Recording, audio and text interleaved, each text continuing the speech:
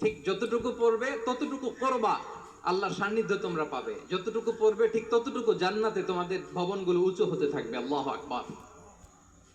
এখন তোমাদের কেমন ফিল হচ্ছে এই দুনিয়াতেই যদি এত চমৎকার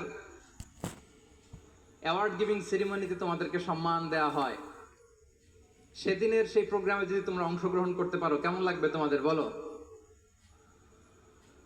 হাফেজ যারা হয়েছো, হেফজ কমপ্লিট করেছো, আমার শিক্ষার্থী বন্ধুরা, তোমাদের কেমন লাগবে সেদিন বলো?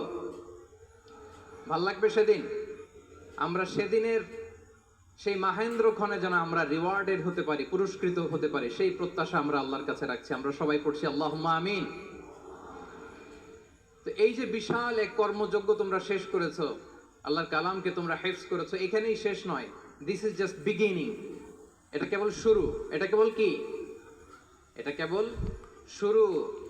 এই যে মাইল ফলক তোমরা স্পর্শ করেছো, এরপরে অনেক দূর তোমাদেরকে যেতে হবে। মাইলস টু গো, অনেক দূর যেতে হবে। এখন যেটা তোমাদের করতে হবে, কনসিস্টেন্ট রিভিশনে থাকতে হবে, মোরাজা করতে হবে এই কোরআনকে। এই কোরআনকে হেফজ করে ফেলা এটা সহজ, কিন্তু এটাকে টিকিয়ে রাখা বড্ড কঠিন।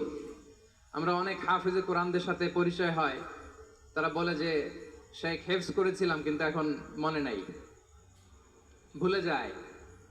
তো হেফজ করে ফেলাটা সহজ, কিন্তু এটা সিনায় রাখা মরণ অবধি, যতদিন দুনিয়াতে বেঁচে থাকে ঠিক ততদিন এই কোরআনকে প্রিজার্ভ করা, সিনাতে রাখা, এটা বড্ড কঠিন। অনেক বড় চ্যালেঞ্জ এটা তোমাদের জন্য। সো এই continuous revision of the holy Quran, এটা তোমাদের লাগবে। আল মুদাওয়ামাতু আলা কিরাআতিল কোরআন, প্রতিদিন ডেইলি বেসিসে এটা তোমাদের ডেইলি ওজিফা করে নিতে হবে। আমি সম্মানিত অভিভাবকবৃন্দ যারা আছেন তাদেরকেও বলবো যে এটা একটা টিম ওয়ার্ক। আপনাকেও হেল্প করতে হবে এখানে। আপনার বাচ্চা কোরআন তেলাওয়াত করবে, আপনাকে শোনাবে, আপনি তাদেরকে শোনাবেন। এই টিম ওয়ার্কের মধ্য দিয়ে এই কোরআন প্রিজার্ভ হবে, এটা থাকবে। এটা বড্ড জটিল। কোরআন হেফজ করা সহজ, কিন্তু এটাকে ধরে রাখা খুবই কঠিন।